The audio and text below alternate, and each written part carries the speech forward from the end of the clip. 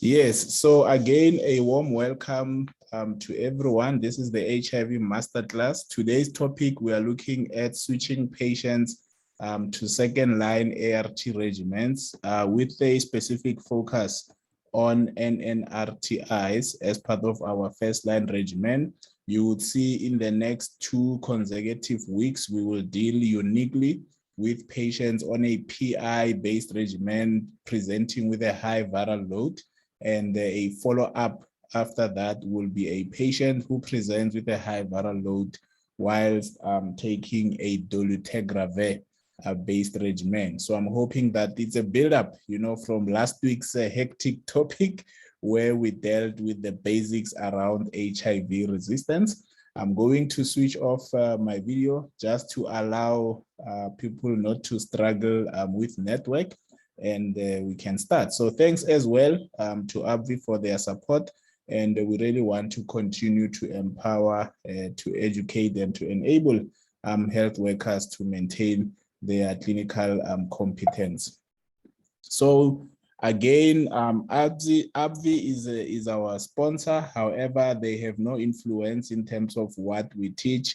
We try to make sure that we maintain the highest ethical practices. So you can trust that what I'm going to share with you is based on current evidence, mostly, our local guidelines and so on. So today's topic will focus on the practical approach to a patient who presents failing a first-line regimen, particularly an NNRTI-based regimen, without a lot of complications.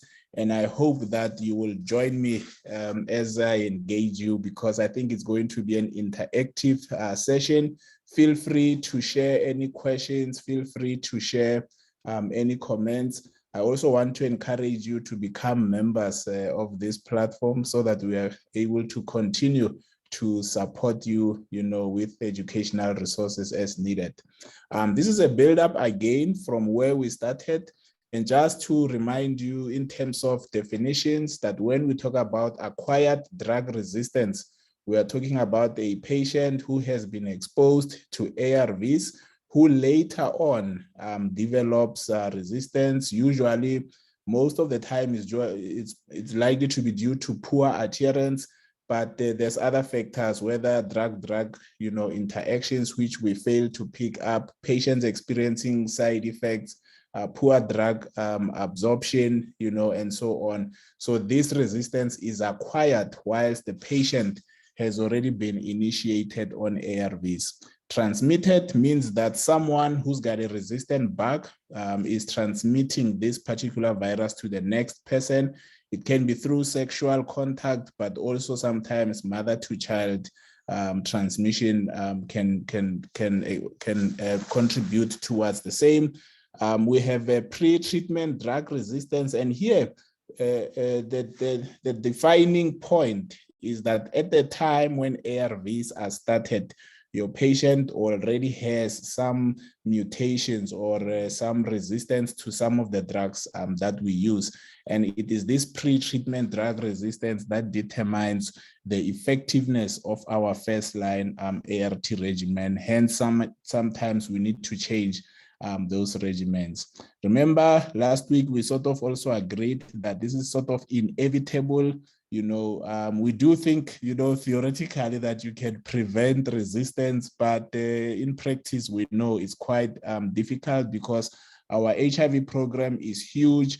We have ongoing health systems, challenges, be it availability of drugs, the storage of drugs, the patient-related factors around the self-care and poor adherence, but there's also what the virus brings, because the virus itself, as it replicates, this reverse transcriptase enzyme lacks this error-proofing mechanism, and it makes so many mistakes on a daily basis such that resistance becomes inevitable in our context.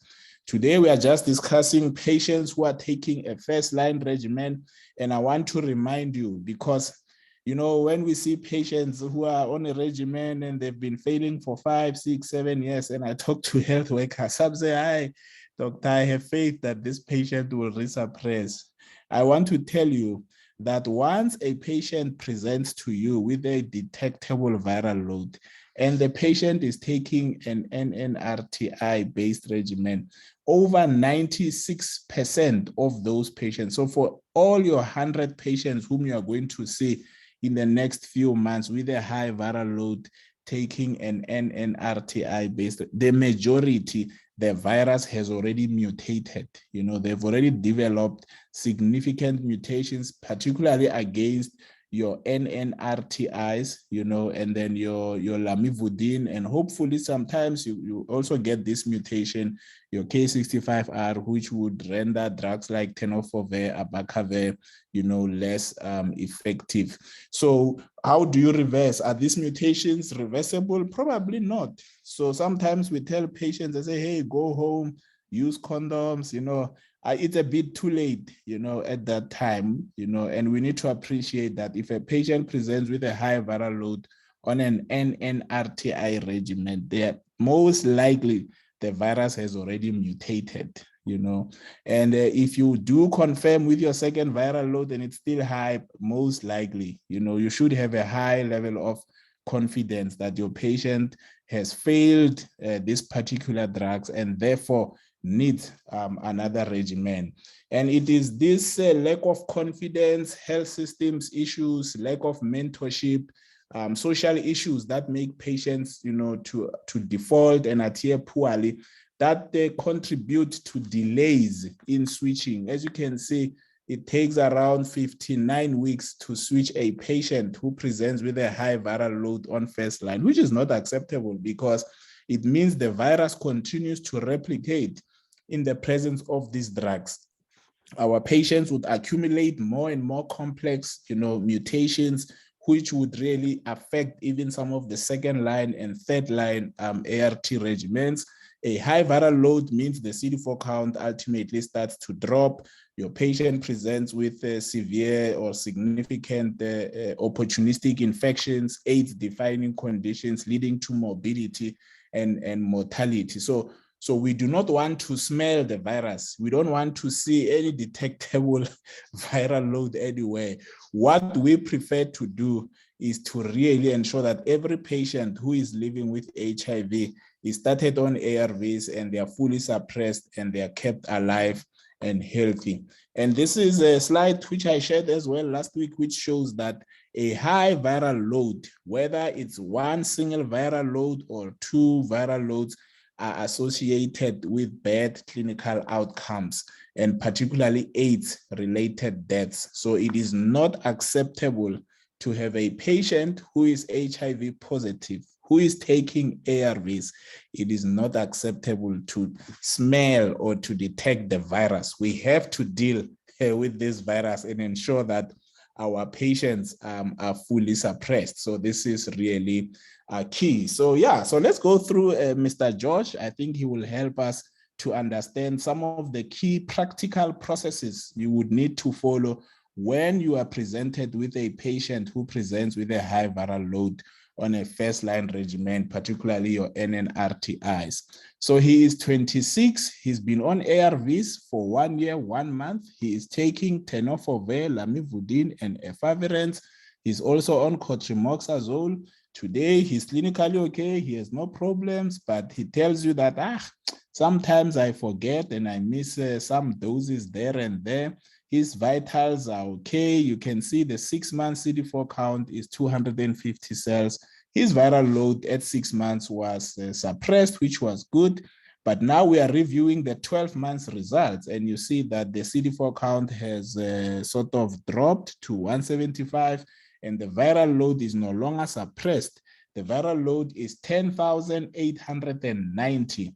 So I have a question for you. When you look at this case scenario, what are your suspicions? What do you believe is going on with our patient? You may select more than one option. You may select more than one option. You have 30 seconds, to review and to decide. Then we will see which of these are most likely, less likely, and then we take it from there. All right. I see most of you are engaging. 5 more seconds, and then unfortunately, I will have to interrupt the poll. All right. If you have not voted, it's okay. We shall learn together. These are anonymous. We will never know what you selected. I'm showing you your selections there. So it's a suspicion. You know, when you suspect, you can never be wrong. It's just a suspicion because the question says, what do you suspect? So virological failure, I think we have a merit to think of a possible virological failure because the viral load is no longer suppressed. It is 10,890. Immunological treatment failure, well, you know, the CD4 count has dropped to below the 6 months CD4 count. We unfortunately do not have the baseline CD4 count because remember, immunological treatment failure by definition is when your CD4 count drops to below your pre-treatment level. So we do not have that baseline CD. All we can say for now is that it has dropped below the 6 months, but we don't know what the baseline was. There's clinical failure. So remember, clinical failure happens in a patient who has taken ARVs for at least 6 months and they develop an AIDS-defining condition after taking effective ART for 6 months. So yes, our patient has taken ARVs for more than 6 months, but we do not have any clinical presentation of any stage 4 or even stage 3 condition. So clinical failure unlikely. Poor adherence, yes. Remember your first 100 reasons why someone has a high viral load is that there's adherence issues.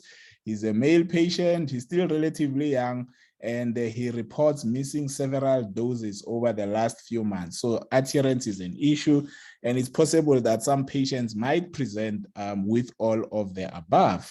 So I'm going to continue and emphasize some of the things that I was saying. So for now, we are at the suspicion level. We do not have a confirmation of any of these failures. For example, virological treatment failure talks about 2 consecutive viral loads more than 8,000, and these viral loads are taken at least 3 months apart. We're talking non-pregnant adults today, so we're talking 3 months between these 2 viral loads, and there's adherence, you know, given, and this is with a patient who would have taken ARVs for at least 6 months. Immunological treatment failure has 2 actual definitions. The first one is if your CD4 count falls below your baseline or your pre-treatment CD4 count, or you have a persistently CD4 count that is not improving, right? So a failure to increase your CD4 count by around 80 cells in 12 months can be considered immunological treatment failure. And then clinical treatment failure, the development of an AIDS-defining condition after a patient has taken ARVs for at least 6 months. So, you know, we are suspecting virological failure. We don't have a confirmation yet. What is very important, really, it is this particular part that half the time, at the time when we predict using a viral load that it is high, we would have already failed to pick up patients who are at risk of treatment failure because of their missing appointments, the pill counts don't match, you know, they have mental health issues, poor social support, lack of disclosure, you know. So it's quite important that we work more on improving adherence and putting systems in place to support and enhance, you know, our patients' ability to care for themselves. So generally, once a patient presents with a stage 4 condition, it means they would have been failing for a while because first a patient defaults, they have high viral loads, the virus starts to replicate in the presence of the drugs, you get mutations that lead to resistance, the CD4 counts start to drop, and as they drop, your patient can present with some of the AIDS-defining conditions. So this is quite important to note that in South Africa, you know, today the viral load is our key monitoring test or system which is used. We no longer rely on the CD4 count or even the clinical staging for determining treatment success, because by the time these 2 things become an issue, it would have meant that your patient would have been failing for a while. So we really don't want to smell the virus. and we want to keep the virus fully suppressed, which is quite key. Now, all patients, all who are taking ARVs must be monitored. You know, I don't want to talk much about clinical monitoring. I want just to focus on the viral load. That it is a clinical crime. I know there's nothing like that, to have a patient who is taking ARVs and they are not being monitored and viral loads are not being done. And I can tell you, this is a huge challenge in our country to ensure that patients who are on ARVs, once they reach 6 months on ARVs, a viral load must be done. And if it is suppressed, it should be repeated at 12 months. Then if it is suppressed, it should then be taken every year, at least once a year. In the public sector, we don't do baseline viral loads, but I know people who are working with the private healthcare, they also do viral loads before treatment is started. In the public sector, that is not part of the program. But we need to ensure that this monitoring happens. It should happen because the more we monitor our viral loads, at the earliest sign of a high viral load, we need to assess and ensure that we are working with our patients to address any issues that they might have. We do not want to pick our patients when they come back and they are already sick. So this is quite important right there, right? So continuing from there. So now, it's still the same scenario. I have a follow-up question for you. You told me what you are suspecting, but having seen Josh, having seen that he's missing several doses and he's taking an efavirenz-based regimen, tenofovir, lamivudine, efavirenz, is there an indication at this point for switching a regimen? Is there an indication of switching a regimen? Great, I'm giving you a few more seconds. Is there an indication of switching a regimen? I'm so excited to see that you are all participating. So please, let's all get into it. It's part of our learning experience, you know. Yes, I'm going to stop because we only give our polls 30 seconds. If you have not participated, it's okay. So you would see that most of us say no, that's about 74%. And then some of us are saying yes. So if you look at that definition of treatment failure, right, from a virological point of view, you can only talk about a confirmed virological treatment failure if you have 2 consecutive viral loads above 8,000. So here we only have 1 viral load more than 8,000. So we don't have a confirmation. So you are not going to be able to switch to a second line regimen, right? Some people at this point might decide, you know, to start playing with the drugs, and we're going to deal with that shortly. But all in all, let me take you through some theory around what needs to be considered. So firstly, you need to appreciate the definition of this treatment failure. And here we are dealing with non-pregnant adults, that for you to confirm that this patient of mine is truly failing treatment in terms of the guidelines, right? You need at least 2 consecutive viral loads taken 3 months apart, right? And you can only talk about treatment failure in a patient who has taken ARVs for a minimum of 6 months, because before 6 months, you sort of think that they need a little bit of time and support before they can fully suppress. Though with our current regimens, especially the dolutegravir kinds of regimens, by 3 months, most of our patients have already suppressed. So this is quite important as well.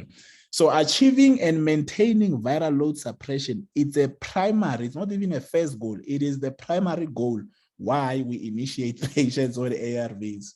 It's like HbA1c, you know, in terms of diabetes, or even your blood pressure control in terms of hypertension. If your BP is not monitored and it's not controlled, you can't be happy, you know. So ideally, we want all our patients to have a suppressed viral load, and suppression in the public sector, we talk about a viral load that's less than 50 copies.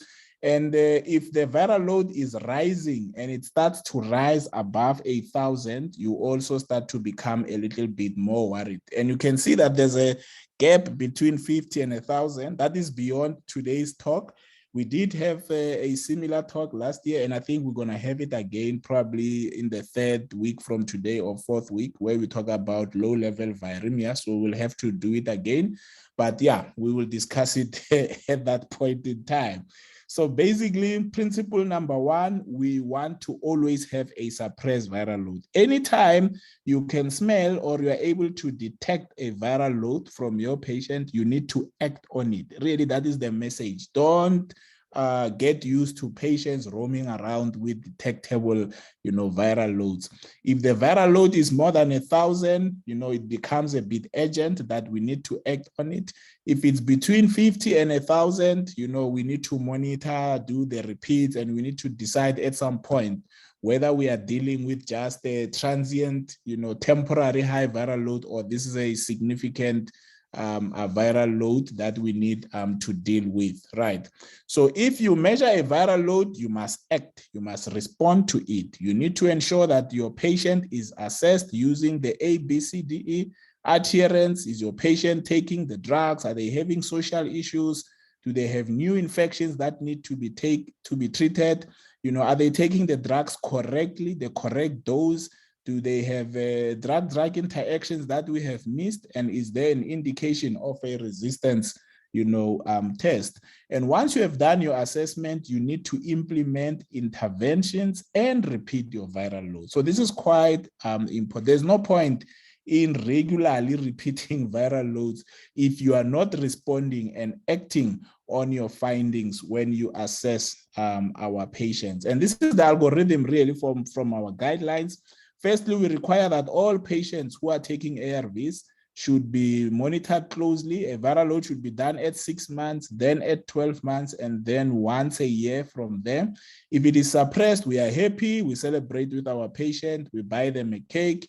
If the viral load is more than 1,000 copies, you have to do a thorough assessment. This is part of what we call enhanced adherence counseling. A meaning, is your patient taking the drugs as prescribed? Are they experiencing some infections that can, give you some rise in the viral load? Are they taking the drugs correctly? Drug interactions. Is there an indication for resistance, especially if they have a high viral load taking second-line drugs? Whatever you find, you need to address with the patient. You need to spend time with your patient, implementing interventions for the next 3 months, seeing your patient regularly, ensuring that they have support at home, and then repeat the viral load in 3 months' time. Then you can start to decide whether your patient, is in trouble or if you need to be doing other things. So an elevated viral load in the HIV context, it's an urgent matter. We don't want patients continuing to take drugs when the viral load is refusing to be suppressed, because they will accumulate more and more mutations, and that is something that we do not want. So having seen Josh, he's taking an efavirenz-based regimen. His viral load is now 10,000 copies. And following our discussion, what is your plan? So what are some of the things that you might want to do? You may select more than one if you think more than one things need to do. If a patient presents to you tomorrow and they've been on ARVs for a year and the viral load is more than 1,000 copies, or it's 10,000, as is the case here, what will you do for your patient there? All right, 5 more seconds, and then we will have to stop this poll. Yeah, thank you guys for participating. You are also encouraging me to continue, so that is quite good. I'm going to stop, unfortunately. Please forgive me, we can't keep the questions longer than this. Yes, so I see that most of you said, let's do enhanced adherence counseling. Yes, I fully agree with you that we have one high viral load. He reports missing doses. So that is part of your plan.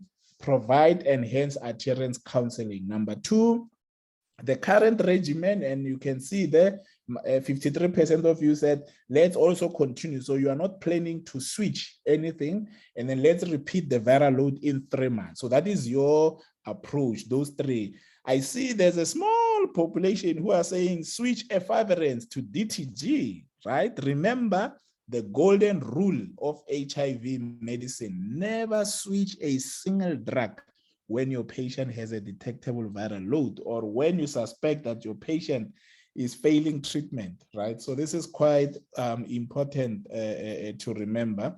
And prescribing a new second line, not yet, because remember, at this point, we cannot confirm that he is failing because we only have one high viral load. To switch to second line, we need a confirmation of 2 consecutive viral loads taken 3 months apart to then consider that our patient requires a new and better regimen. So thanks for your participation. Again, here's a nice table. You know, it says if your patient is suppressed, congratulate them, you know, provide incentives, support them, ensure that they remain suppressed. If the viral load is above 50 but less than 1,000, our guideline says repeat in 3 months. We will deal with this group here again, you know, with that particular topic of low-level viremia. And then if your viral load is above 1,000, which is our case, in our case scenario, our viral load is 10,000, and our patient is taking efavirenz as part of the regimen, you provide enhanced adherence counseling, you repeat the viral load in 3 months, and then you also check hepatitis B and an HB. You know, so this is where we are. We do not have the second viral load to look at.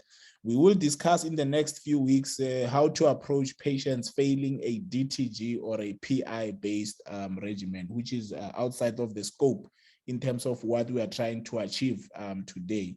So what are some of the causes of resistance? So remember, it's not always the patient. Some patients are very adherent and they tell you, I have never missed, I use condoms, I have one sexual partner, you know, whatever they tell you. So always assess, you know, maybe it's a viral factor. Maybe they've been infected earlier on with a very bad bug. Maybe the sexual partner has a very bad bug, or the virus just mutated because it's a virus that likes mutating anyway, especially in what we call HIV reservoirs, where sometimes ARVs find it very difficult to penetrate and to reach, like in your lymph nodes, your thymus, your spleen, you know, the blood-brain barrier, where the drugs might not penetrate, but the virus is there, you know. So you might still have a compartmentalization where the virus is in a specific compartment, and it is only exposed to low levels of drugs, you know. So there's drug factors, whether the regimen we are giving is the best. Remember my opening slides, I was trying to show you that in South Africa, if a patient is taking an efavirenz-based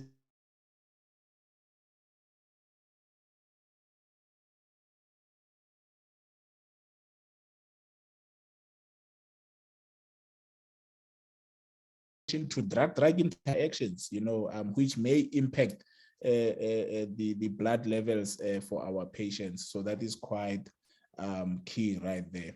So yes, I hope you are still with me. You know, we are experiencing a lot of what you call Vodacom and Eskom and network issues, but I hope that you are coping.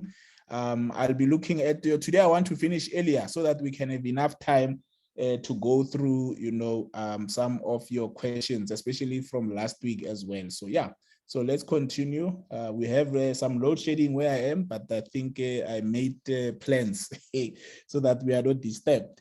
So remember, if someone presents with a high viral load, right, a virus that's replicating, you have to assess, am I dealing with drug interactions? Is Josh having poor absorptions? Are the drugs metabolized quicker than they should? Does he have certain genetic predisposition which could make him more susceptible, you know, to resistance? Is he taking the drugs correctly? Have we given him the best regimen that we can give? Is he experiencing some social issues? Does he have support?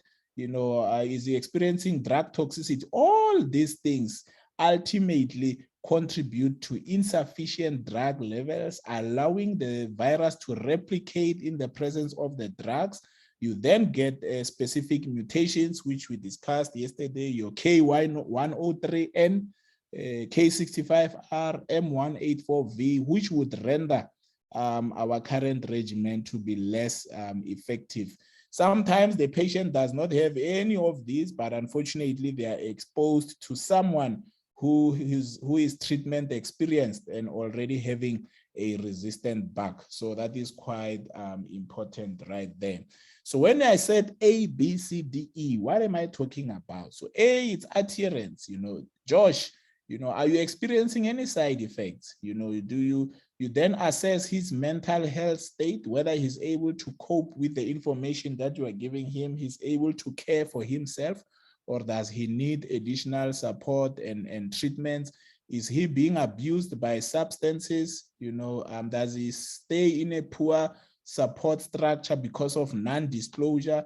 And then other things, maybe he's taking other drugs. It's just too many things. So we need to assess that. We need to check for infections, also checking for drug interactions and whether he's taking the drugs correctly, and then if resistance testing is indicated. But like I said, if a patient is failing an NNRTI-based regimen, there is no indication for resistance, right? For resistance testing. So enhanced adherence counseling is the mainstay of ensuring that we are able to pick up patients who are at risk of treatment failure, and we are able to provide adequate support. You are supposed to do it with an open mind. You need to make sure as a health worker that your patient sees you as a very supportive person who is non-judgmental, without stigmatizing the patient, right? You need to help the patient to understand the importance of taking his treatment and ensuring that the viral load ultimately is suppressed. Very, very important. A clinical assessment must be done, as well as a mental health assessment to understand, what might be going on. We need to understand all the barriers. I always talk about social scripts, that we prescribe drugs too much. When last did you prescribe a grant, a food parcel? When did you refer your patient to get an ID or to have a bank account or to a skills development program? Because if we are not dealing with these social barriers, we won't win.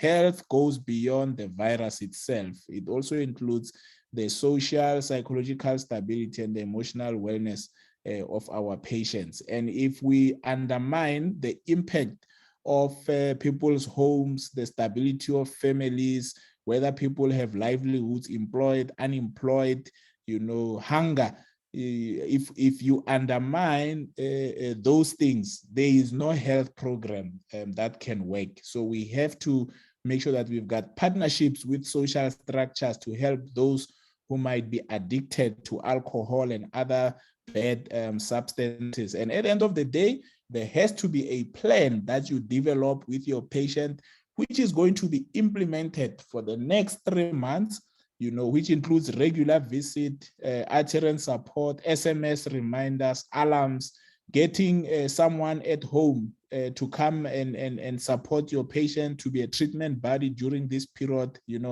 and helping your patient to deal with all other barriers that they might have.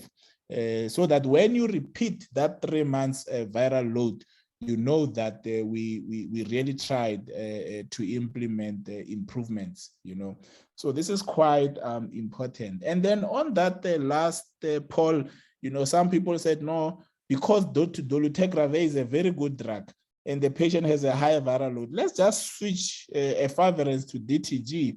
You are breaking a very key principle, right? And here's the principle: never change one drug in a failing regimen. Never violate this principle. I was mentored and trained with this thing, such that I just know it, that you shouldn't be doing it, because when you introduce one drug into a failing regimen, you are actually just giving your patient monotherapy, and they will fail that particular drug as well. If a patient is failing treatment, they don't need a single drug switch. They need a new regimen. In this instance, it will be our second line ART regimen, right? So very important that if the viral load is suppressed and you want to do a single drug substitution, yes, that is the right time. I always say, if your patient is suppressed, you can play with the drugs, right? But please don't play with the drugs when your patient has some high viral load, because with a high viral load, you are going to complicate future options for your patient, which is quite important. So Josh is back. So you did our adherence counseling, you supported him. Remember, he had a viral load of 10,000 copies. You remember that? He had a viral load of 10,000 copies. We did 3 months adherence support. Now he's back for the 3 months as you had instructed him. He tells you that I've been taking my drugs. I've never missed any doses. I'm not taking any other things. I'm not abused by substances, and he's of a sound mind. You repeat the 3 months viral load, and it's 8,580 copies. His hepatitis B status is negative. His HB is 12. So what is your plan at this point in time? What do you want to do?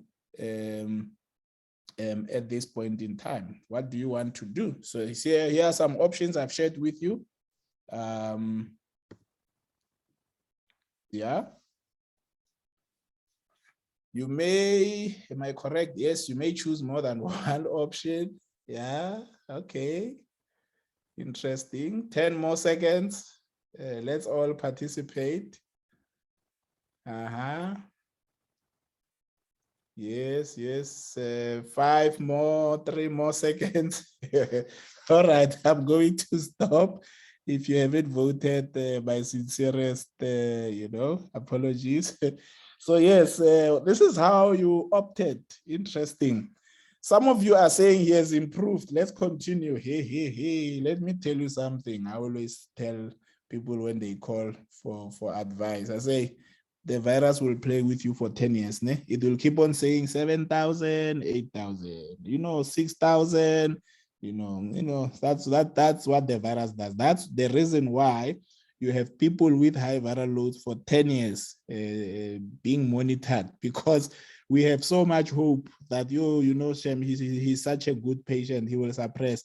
Remember what I said when we started? I said 96% of patients who are taking an efavirenz-based regimen, when they present with a high viral load, 96% of them have already developed mutations.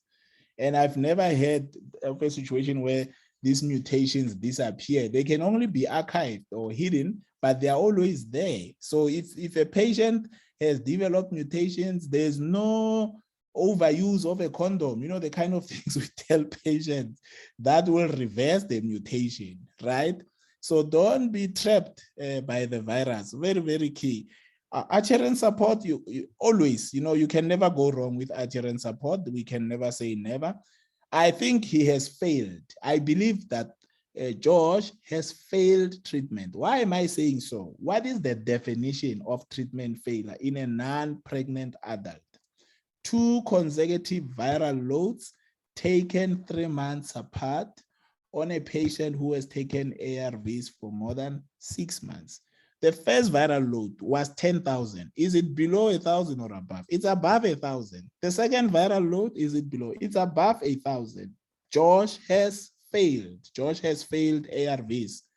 Don't be tricked by the drop, 2,000. And remember, in non-pregnant adults, we don't use logs. We don't compare logs. Logs, we use them in PMTCT because in the pregnancy program, we give patients 30 days to resuppress, right? Here, he had enough time. If you do effective adherence for 3 months, we expect full suppression after 3 months. If the patient is not suppressing, they have failed treatment and they need a better regimen. Please don't keep them on a failing regimen, right? So most likely here, I would have said, continue to do adherence support and counseling and start to think about a second-line ART regimen for our patient, Josh. Don't be tricked by the drop there, right? So after 3 months, remember we had a viral load of 10,000. Now we are repeating the 3 months viral load, which is where we are, and it came back as 8,000. 8,000 is more than 1,000, right? And George is taking an efavirenz-based regimen. Therefore, the guidelines, this is from the guidelines, they say consider switching to second line if virological failure is confirmed. And what is the confirmation? 2 consecutive viral loads taken 3. He has failed. He has failed. You know, he has failed. He's unlikely to resuppress. Actually, these kinds of patients will not resuppress. The virus will just play games right there, right? So if the viral load came back less than 50, yes, we could be happier. If it's between 50 and 1,000, we would be more confused about what to do. But this one is a straight, clear process. If he was taking DTG or a PI, we would have to wait for 2 years and repeat viral loads. This block here, we are not going to discuss today. We are going to discuss it next week and the week after. So we are not going. But in terms of Josh, he has failed. 2 viral loads taken 3 months apart on an efavirenz-based regimen. Our patient has failed. So don't delay. You can see there, if adherence is addressed, don't delay the switch because it's taking an NNRTI. It's a weak regimen. It's got a low barrier to resistance. If the patient continues to take drugs and the virus replicates in the presence of these drugs, the patient has failed. So that is quite key, right? Now, principles when considering virological failure. Eligibility to second line ART is determined by a number of things. One, the viral load. So in our instance, the patient has met the definition or the requirement for treatment failure. 2 consecutive viral loads are more than 1,000, right? The current regimen, it's a weakling regimen with efavirenz, so we have no worries, and we don't want to delay. We are going to switch. And then time on the regimen, only if he was taking a DTG or a PI-based regimen would be assessing the time. But remember, even for efavirenz, we can't talk treatment failure if the patient has taken ARVs for less than 6 months. So this is quite important. So since we are agreeing, I hope you are agreeing with me that he needs to be switched, he needs a better regimen. What would be an ideal regimen for Brother Josh? Right. Tell me, yeah. He's taking tenofovir, lamivudine, and efavirenz. Yes. Go for gold. 5 more seconds. 5 more seconds. I hope you guys are still with me. You are engaged in the dark with ESCOM. All right, I'm going to stop and then show you the results. Now, this is the mistake we do, isn't it? You look at that first regimen there, TLD. Remember, he's taking tenofovir already. He's taking lamivudine already, and he has failed. If you give him that first regimen, you are giving monotherapy. You are just giving DTG on its own. And DTG has a weakness, which we will discuss in the next 2 weeks. It has a weakness in that it works best when the NRTI backbone is still very active. So you don't want to be giving DTG where tenofovir is compromised. So that first regimen is fully out and it's risky, and your patient will ultimately fail DTG if we are not careful, right? Then the second regimen, probably a preferred one, zidovudine, lamivudine with DTG. So probably the best option, zidovudine, lamivudine, lopinavir, ritonavir. Not a bad regimen, but we will discuss now as to under what context would you consider DTG versus lopinavir in this context, right? And then that last one, yeah, there's nothing wrong with it because lopinavir is a very a good drug. It can cope with a weak NRTI backbone. However, in terms of the pill burden, most likely the second regimen there is what we are trying to get to. And it's good to be not sure so that you can ask us via WhatsApp and call us and we're able to help you, you know. So not being sure is a very good skill a clinician needs to have.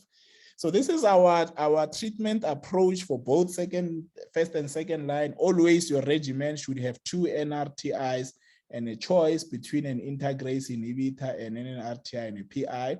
If you look at our case scenario, he was taking tenofovir with lamivudine, actually with emtricitabine, right? And efavirenz, but it doesn't matter. So he was taking TEE there, TEE, that's what he was taking.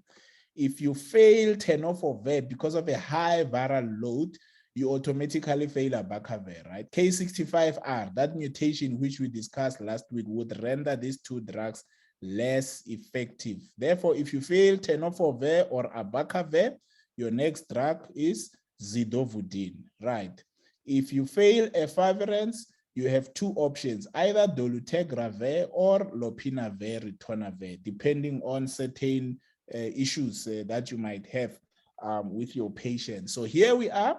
He was taking tenofovir, emtricitabine, efavirenz. We are stopping this regimen and we are going to give zidovudine, lamivudine, and a choice between DTG or a PI regimen. And that is determined by some history and whatever else your patient is exposed to.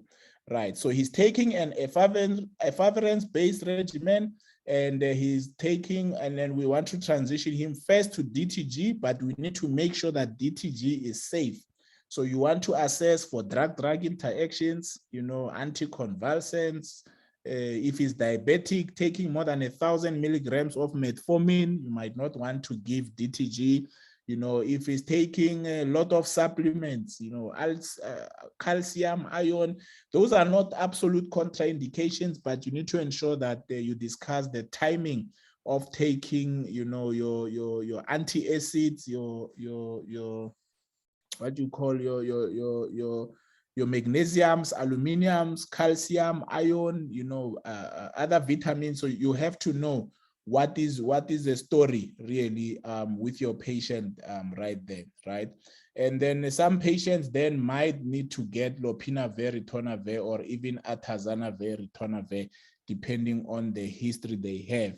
And also remember, if you are transitioning a patient from first line to second line, there's no need for a resistance test.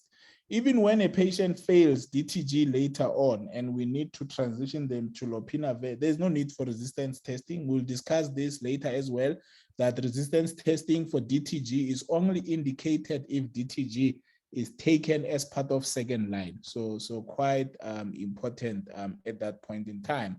So coming back, in terms of treatment failure for today, we are focusing on a patient who's failing a first line regimen, particularly an NNRTI regimen. You can see George was taking tenofovir, lamivudine, and efavirenz, or emtricitabine and efavirenz. He has failed based on 2 viral loads. There is no need to do a resistance test, as you can see right there. But we have to check the hepatitis B status of our patient. And remember, it was documented as negative, right? So we stop tenofovir, we provide zidovudine, we continue lamivudine there, right? We stop efavirenz and we give DTG, right? Where there's contraindications to dolutegravir, we can then opt for lopinavir, ritonavir. So that is where we are right there, right? And in the context of a positive hepatitis B status, right, is the same. Remember, we give zidovudine, lamivudine, DTG. So zidovudine, lamivudine, DTG, but we are unable to interrupt tenofovir right there, right? We are unable to provide, to stop tenofovir, because both tenofovir and lamivudine, those 2 there, would be effective against both HIV and hepatitis B. So our patient will take 4 drugs right there: zidovudine, tenofovir, lamivudine, and dolutegravir. Now, to see the power of lopinavir, ritonavir, you would see that in the context of hepatitis B, you can treat your patient with 3 drugs: tenofovir, lamivudine, and lopinavir. Tenofovir and lamivudine would still control hepatitis B, and these 3 drugs, tenofovir, lamivudine, and lopinavir, would still effectively control HIV. Why 3 drugs here and why 4 drugs there? It's because lopinavir is a very potent drug. It can handle a weak NRTI backbone such that you don't need to add a 4th drug. DTG can handle a weak NRTI backbone. Therefore, we must continue to add a 4th drug so that at least we have 1 active NRTI in that regimen, right? I hope you are with me. Now, can you type in the chat box there? Tell me, if you had a patient who had hepatitis B positive and they were failing first line and they needed second line regimen, TDF, zidovudine, lamivudine, DTG, how many tablets would you how many tablets would your patient take? How many tablets per day would your patient take? Can you type for me there? How many tablets would your patient take if they have hepatitis B and HIV and they need the second line? I see Faiza Pile, say 3, 2, you Tabela say 6. 2 tablets. Can you explain your answer? Why 2? Why 3? Why 4? Can someone tell me? Night 4. You guys are too fast.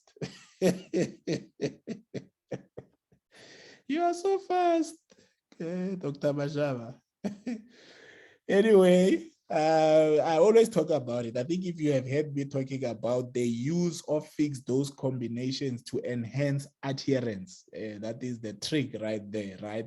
And I see some of you got it right there. Good. So it's at the most.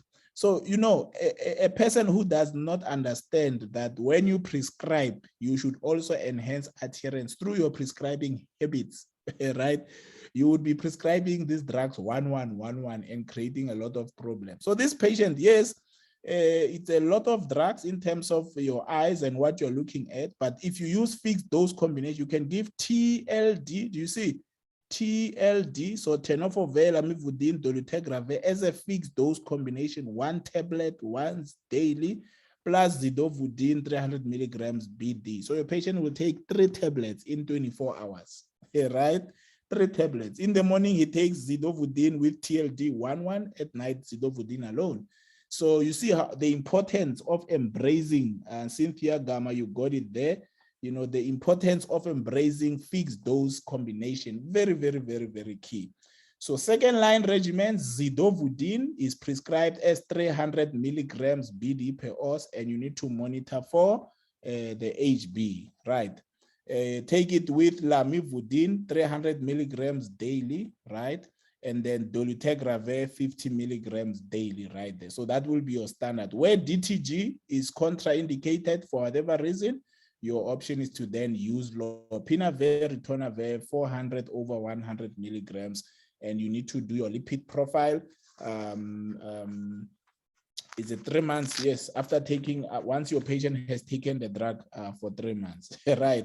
So these are your fixed dose combinations. So, you know, for zidovudine, lamivudine, and dolutegravir, you still use fixed dose combinations. So you use your Combivir or your Lamzid there, which is 1 tablet that has AZT and lamivudine. Your patient will still need to take this twice a day, and then with your single dolutegravir. So it's still 3 tablets, right?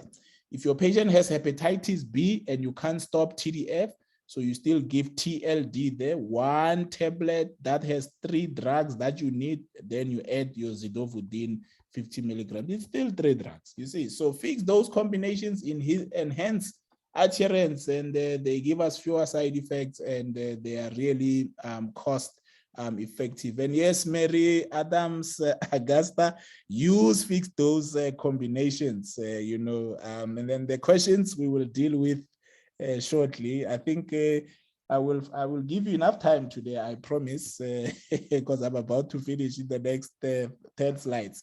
Just to highlight a few important things as well.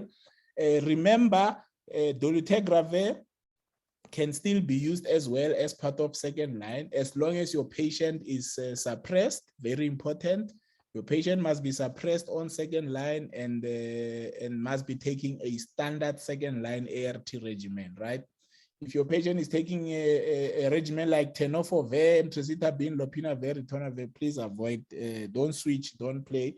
And I had a call again from Amajuba this week of a pregnant lady, mental health user. She was 34 weeks pregnant, and it was a very complex case, I can tell you, around some of these regimens. So whenever you do a single drug switch, the viral load must be suppressed, but you need to make sure that your patient, before you give DTG, you have a strong NRTI backbone. If you are not sure, if you are not confident that your NRTIs are still active, please leave those patients on lopinavir or initiate them on lopinavir. Lopinavir can handle a weak regimen. DTG might not be able to do that, right? I explained the issue of hepatitis B, HIV co-infection to say, on our first line standard regimen, TLD, we also have two drugs, the ones in red there, tenofovir and lamivudine, which are also active against hepatitis B. So this is quite important.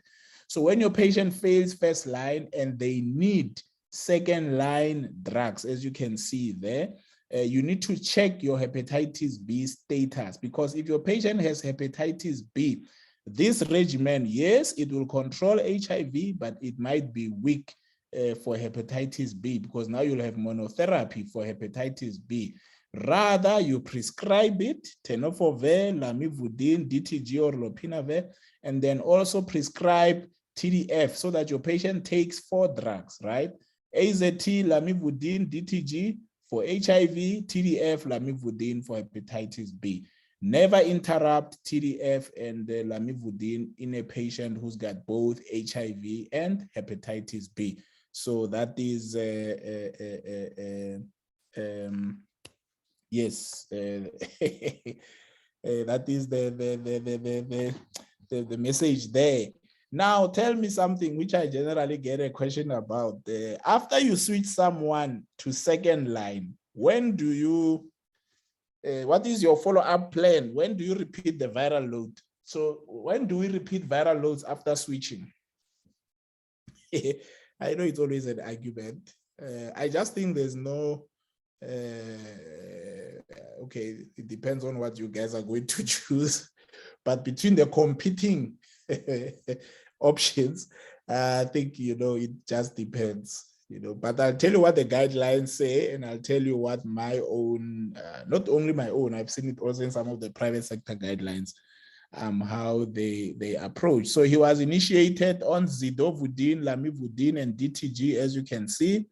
When do you repeat? Because don't just switch and forget. I mean, this is another issue we see where patients are switched, but after that, it's like we think they're okay. No, you have to do your follow-up. So I see most of you are saying 3 months, and then others say 6 months. So if you follow the public sector guidelines, really, it's 6 months. If 3 months is a good time.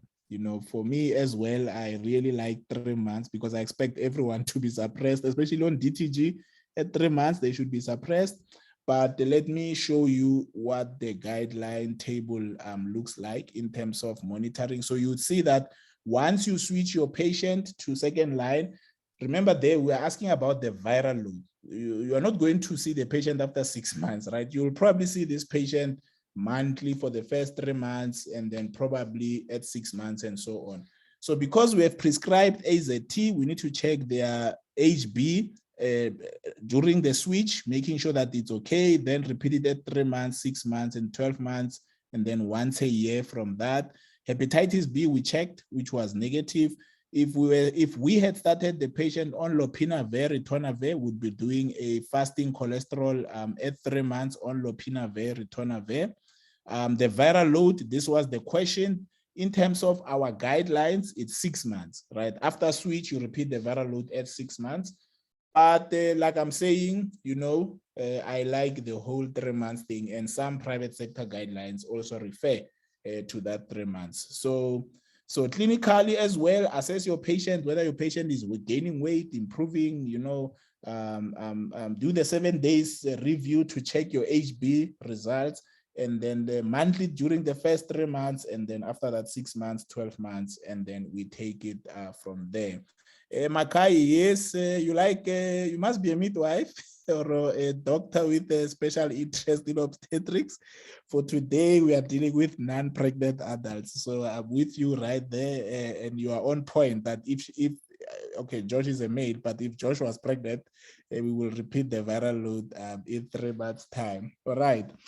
Just to give you highlights, and I've asked our colleagues, Abvi, to bring us a pediatrician next month, I hope, who will then take us through issues of children and treatment failure. I know it's going to be very exciting, but just remember, for children, the second line regimen is not standard. There's no standard second line regimen. It is always determined by the regimen that the child is taking at the time when they fail.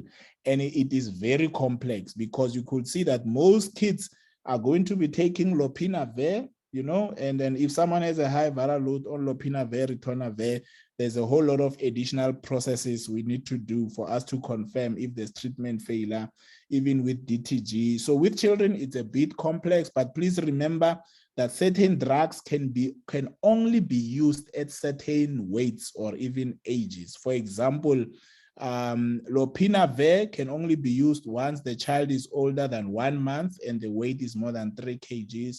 DTG can only be used if the weight is above 20 kgs. Tenofovir can only be used if the weight is above 35 kgs and the child is older than 10 years. So even go second line, when we discuss now the second line, you should always remember these age cutoffs, because some drugs like abacavir, you can't use it if the child is less than 1 month. And then this is a 4-week transition regimen. So there's no child who's going to fail this regimen, because as soon as they grow to 4 weeks, we transition them irrespective of the viral loads that they take.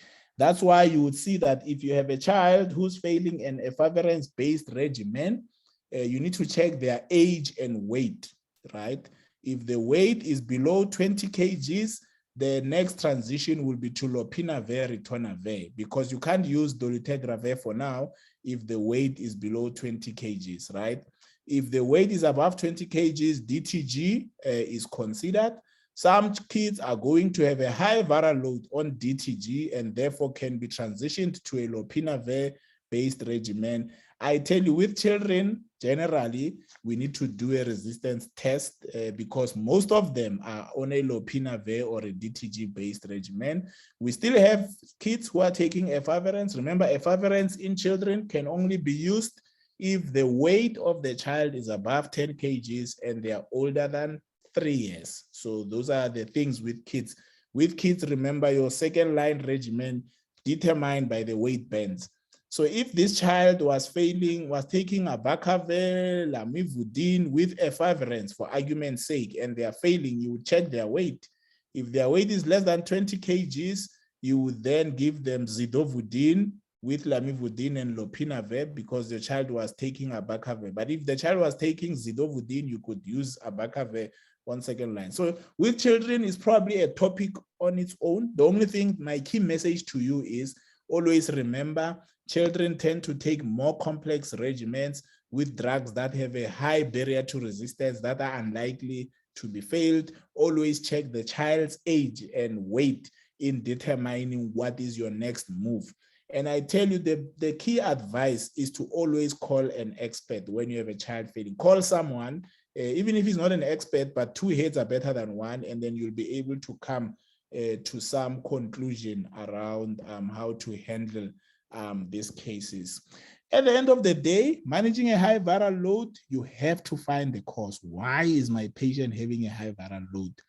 Deal with the issue. A viral load is a symptom. It's a fruit of poor adherence, drug-drug interaction, infections, and with with children also, they rely on a secondary person to give them. So it can be quite complex when you involve the social issues. Then always repeat your viral load. If you have 2 consecutive viral loads taken 3 months apart in a non-pregnant adult, consider second line if appropriate, and don't just switch and disappear. Please monitor our patients very closely after that. Remember, a high viral load is associated with a declining immunological function. Later on, your patient presents with AIDS-defining conditions, and we really don't want that. It becomes a very costly exercise. And also the regimen, second line, third line are very complex, big tablets, more side effects. So it's not something that we really like. And if you don't switch, it's people lose their loved ones, they end up admitted, patients accumulate more and more mutations, and the second line, third line drugs are compromised. You find that it's a very salvage therapy with a lot of drugs and side effects. And then ultimately, that's why we have circulating mutations in South Africa, because we leave people too long on failing regimens, and they spread these particular bad viruses to the next person. All right. So I hope this session was really worth your time, and that you have managed, to grasp something. But importantly, I would like to see you drawing those viral loads, those files, doing audits, calling back your patients from tomorrow, evaluating those patients, and then deciding which ones are ready to be switched. That would really make it exciting for me.